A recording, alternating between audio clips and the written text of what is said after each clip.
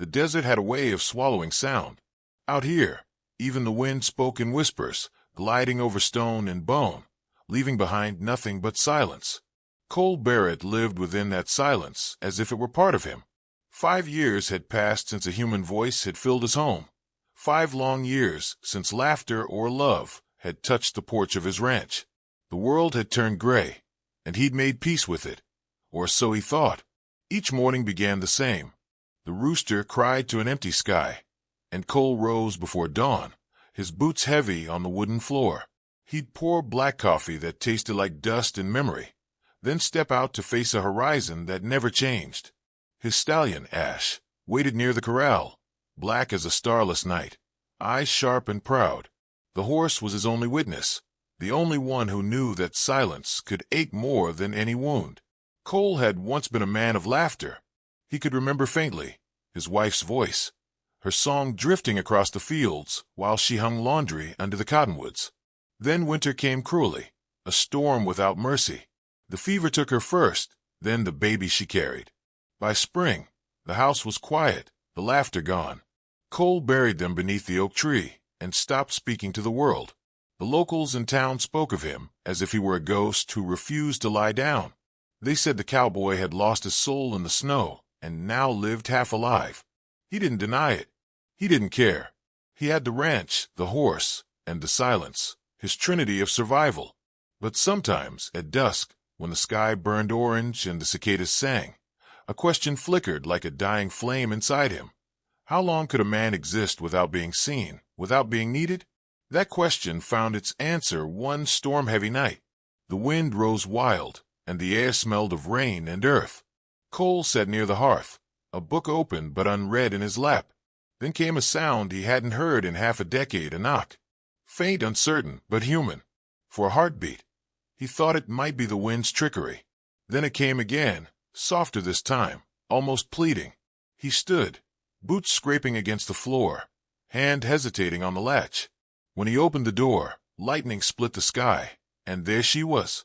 A young Apache woman stood trembling in the rain. Barefoot, clothes torn by the journey. Her long dark hair clung to her face. Her eyes, though rimmed with exhaustion, carried something fierce and alive. She looked no older than 21, too young to bear such weariness. "I mean no trouble," she said, voice small yet steady. "I just need a place till the storm passes." Cole's first instinct was to close the door, not out of cruelty, but out of habit, the habit of living alone, of fearing the weight of connection. Yet there was something in her face, a quiet endurance, that felt familiar. He stepped aside without a word. She entered, dripping water onto the wooden floor, eyes flicking to the fire as if afraid it might vanish. He brought her a blanket, thick and woolen, and set a tin of stew by the fire. She thanked him, voice trembling on the edge of gratitude and disbelief. He didn't respond. Words had never come easy to him, not since the winter. But he watched her from the corner of his eye, the way she cradled the bowl as though it were life itself, the way her hands shook less with each bite. When she finally spoke again, it was barely a whisper. "My name is Taya. I walked from the south. The rains took my people's camp. I've nowhere left to go." Cole nodded. He didn't ask questions. The world had a cruel way of taking what it wanted. He knew that better than most. The storm raged on. Thunder rolled across the valley, and the old house groaned as if waking from its slumber. Taya sat near the fire, her eyes distant, reflecting the flicker of flame. Cole sat opposite, pretending to read, though his gaze often drifted toward her. She was small but carried herself with a strength that reminded him of the desert shrubs, fragile to the eye, yet rooted deep enough to survive the harshest seasons. After a long silence, she asked, "You live here alone?" "5 years," he said simply. She looked around the room, empty shelves, dust-lined piano, one chair by the window. "Then you must like quiet." He almost smiled. "Quiet's honest." Her lips curved faintly. "Maybe. But too much quiet can make a person disappear." The words lingered. They stirred something he didn't expect, an ache, a flicker of anger at how easily she'd seen through him. But there was no mockery in her tone. Only understanding, the kind that comes from knowing loneliness firsthand. The hours passed. The storm softened into a steady rain. When he rose to stoke the fire, he noticed her watching him, not with fear or gratitude, but curiosity, as if she were trying to understand the shape of his silence. She said softly, "Your horse.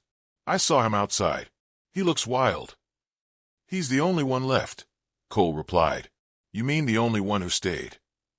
Her words struck again, gentle but sharp. Cole turned away, pretending to busy himself with the fire, but his throat felt tight. It had been years since anyone had spoken to him like that, with warmth instead of pity. When he offered her the small bed near the stove, she refused. "I'll sleep by the fire. It's enough." He didn't argue. He returned to his room, but sleep never came. Through the thin wall, he heard her murmuring softly in her language, melodies that rose and fell like wind over water. They were lullabies, maybe prayers. They filled the house with something it hadn't held in years, life. By dawn, the storm had passed. The air smelled of wet sage and promise. Cole found her outside, gathering fallen branches, her dark hair glinting in the new light. He watched silently from the porch, unsure why the sight made his chest feel heavy. She turned, saw him, and smiled, a small, tired smile that carried more gratitude than words ever could. "I'll be gone by noon," she said. "Didn't mean to trouble you." He wanted to nod, to let her go and keep his peace intact. But when he opened his mouth, the words that came out surprised even him. "You can stay till the ground dries." Her eyes softened, unreadable, and she gave a small nod. "Then I'll work for my keep." She turned back to the firewood, humming again. Cole stood there, heart beating against 5 years of silence, realizing something had shifted, something fragile but unstoppable. The desert wind brushed past him, whispering secrets of change. And for the first time in half a decade, the loner cowboy wondered if the silence he had built his life upon was beginning to break. Morning light spilled over the horizon like gold poured across the valley, touching the hills, the barn, and the faces of two souls who had not yet learned to belong to each other, but no longer felt like strangers. Taya moved through the ranch yard barefoot, the hem of her dress brushing the dust, her hands steady as she gathered water for the horses. Cole watched her from the porch, a mug of coffee cooling in his hand. The girl had a way of making the silence seem alive. She spoke little, yet her presence changed the rhythm of the place. The wind seemed softer, the walls less hollow, the days shorter in their loneliness. At first, he told himself she was only passing through, a guest held by circumstance. But the days stretched into weeks, and her shadow became part of the land. She cooked, mended clothes, swept floors, and brought music back to the air with quiet hums that reminded him of a time before grief had taken everything. Her voice was not trained, not delicate, but honest, like a stream that kept flowing even through drought. Cole began to find himself waiting for that sound. He'd come back early from tending the cattle just to hear her humming near the stove. When she caught him listening once, she only smiled, a small, knowing curve of her lips that made him look away. They were careful with their words. He spoke little about the past. She never pressed. But in small moments, their silences began to fit together, like two broken pieces of the same stone. One evening, when the sun hung low and the world burned in amber, she asked him if he'd ever been to the river beyond the canyon. He nodded, said he used to fish there. She tilted her head, her dark hair glowing in the fading light. "You should show me. Maybe the river remembers you." It was the first time in years anyone had invited him to step beyond the fences of his own sorrow. The next morning, they rode out together, Cole on Ash, Taya on the smaller bay mare that had once been too wild for anyone else to handle. She rode with a natural grace, her hands gentle on the reins, her eyes taking in every detail of the open plains, as though they were part of her. The wind tangled her hair, and for a fleeting moment, Cole thought she looked like something the earth itself had made, untamed, alive, unafraid. At the riverbank, they stopped. The water shimmered, cold and clear, sliding past smooth stones. Taya knelt, cupping the water in her hands, watching it slip through her fingers. "My people believe rivers carry memory," she said softly. "Everything that's fallen into them, every tear, every secret, it all travels somewhere." Cole dismounted, crouched beside her. Then this river must be heavy with ghosts. Maybe, she whispered. But ghosts can't harm you if you stop running from them. He looked at her, and for the first time, the weight in his chest shifted, less like grief, more like something beginning to heal. They sat by the water until dusk. When they rowed back, the stars were rising, and a new quiet settled between them, not empty, but full. But peace, Cole knew, never lasted long in this land. A week later, as he mended a broken fence, 3 riders appeared in the distance. Dust rose behind them, sharp against the pale sky. He knew their kind, men from town who drank too much, talked too loud, and hated anything that didn't look like them. They stopped at the gate, sneering. "Well, look what we got here," the tallest one said. "Heard you got yourself company, Barrett. Some Indian girl holed up in your house." Cole's shoulders tightened. "She's not your concern." The man laughed, a dry sound. "Everything out here is my concern. You know the rules. They don't belong in our lands." Cole's jaw flexed. "She's not your property." The man's smile darkened. "Then maybe she's yours." He spat in the dirt. "Careful, Barrett. Folks talk. Ain't no preacher gonna bless you for taking in one of them." Cole stepped closer, voice low and steady. "You'll turn around now, while you still can." The laughter faded. The men exchanged glances, muttered curses, and rode off, promising they'd be back. That night, Taya found him by the barn, his face carved in shadow. He told her about the men, about the threat in their eyes. She listened without fear, though her hands trembled. "I can leave," she said quietly. "I've run before." "No," he said too quickly. "You won't run again." She looked at him, her eyes reflecting the lantern light. "They hate me for what I am. They'll hurt you for helping me." Cole took a slow breath. "Let them try." She shook her head, tears welling but unshed. "You've already lost enough, Cole. Don't lose your peace for me." His voice softened. "Peace means nothing if you have to stand alone to keep it." The words hung there, heavy as the air before a storm. She turned away, wiping her eyes. Inside the house, she sat by the fire, staring into the flames as if trying to read her fate in them. He watched her from the doorway, realizing how fiercely she carried her pain, like armor. The next day, she rose early, made bread, and went about her chores as if nothing had changed. But when she brushed past him, he felt her distance, her silent resolve. She was preparing to leave again. By noon, the wind carried a strange stillness. Cole saw her near the corral, her small bundle packed. Ash snorted, restless, sensing the shift. Cole approached slowly, his heart pounding in his chest like it hadn't in years. "You're leaving," he said. She didn't answer, just tightened a rope on the mare's saddle. He stepped closer. "You think running will keep you safe?" Her voice broke softly. "It's the only thing that's ever kept me alive." He wanted to tell her she was wrong. That life wasn't about surviving storms. It was about finding someone who'd stand beside you in them. But before he could speak, the sound of hooves thundered down the road. Dust rose in a cruel cloud. The men had returned. Cole grabbed her arm gently. "Get inside." Taya's eyes widened, fear flashing like lightning. "They'll kill you." "Let them try." He turned toward the sound, his hand brushing the holster he hadn't used in years. Taya stood frozen, torn between running and staying, the desert wind tangling her hair as the first rider came into view. The setting sun painted the land in blood-red light, and in that moment Cole understood.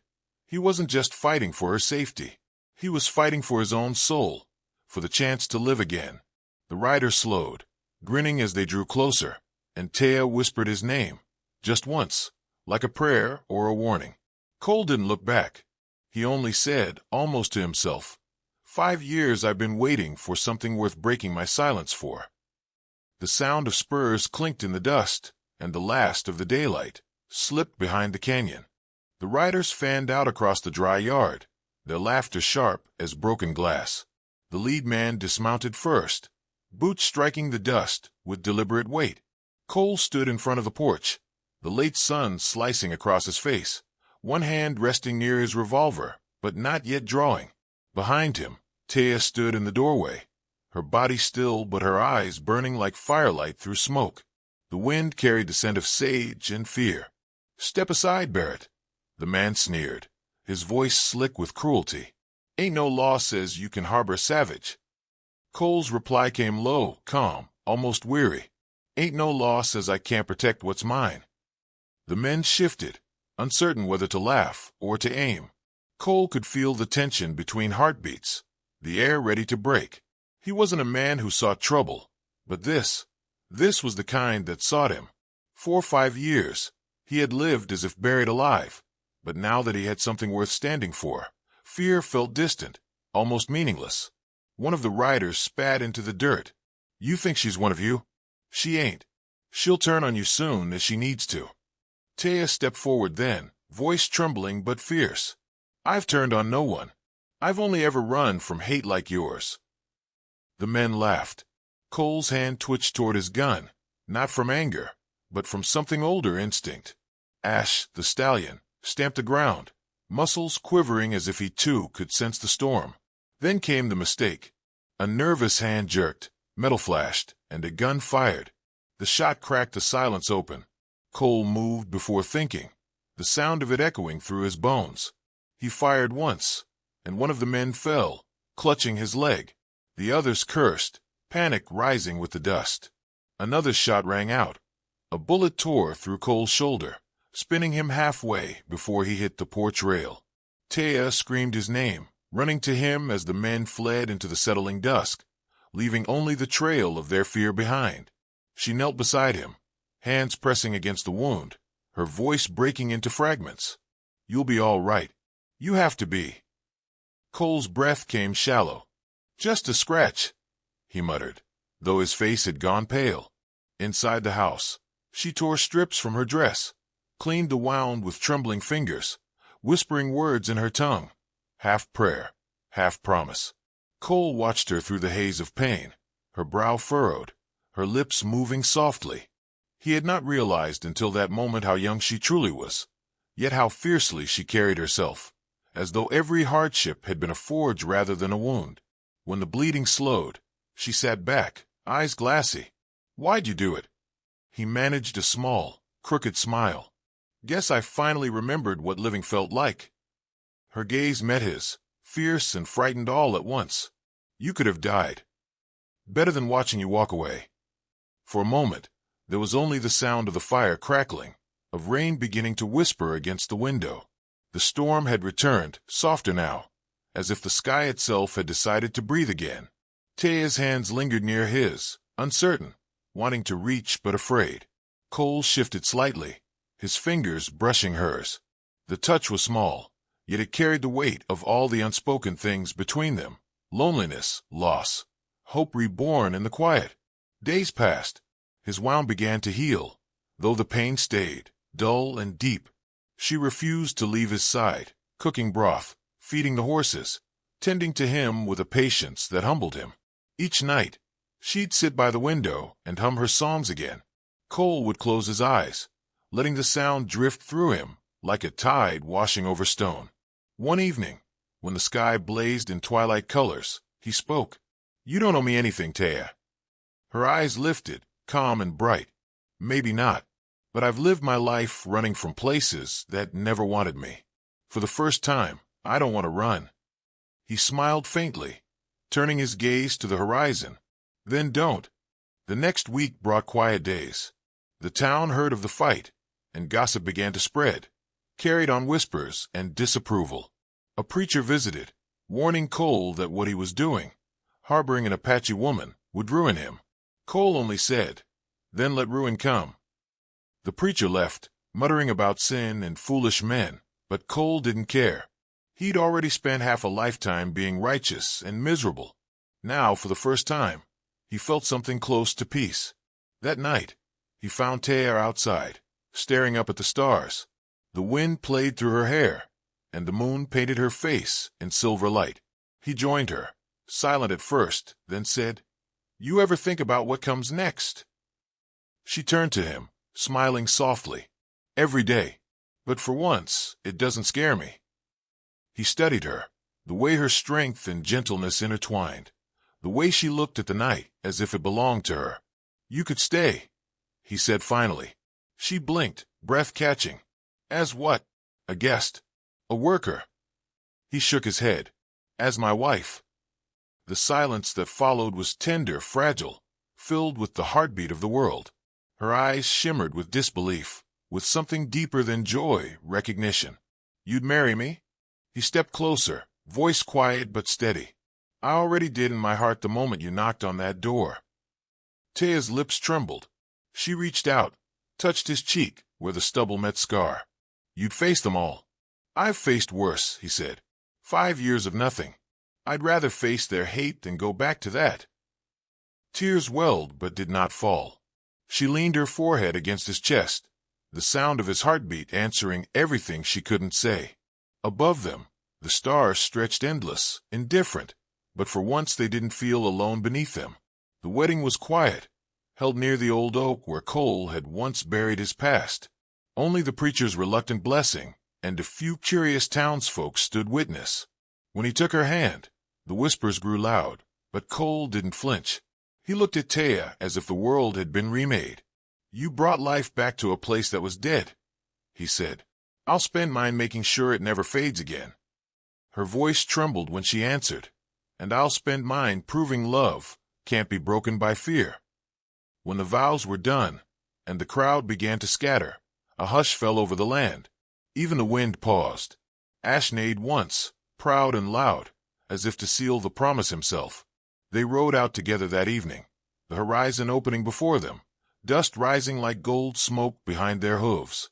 Cole's arm rested around her, careful of his healing shoulder, his chest light, for the first time in years.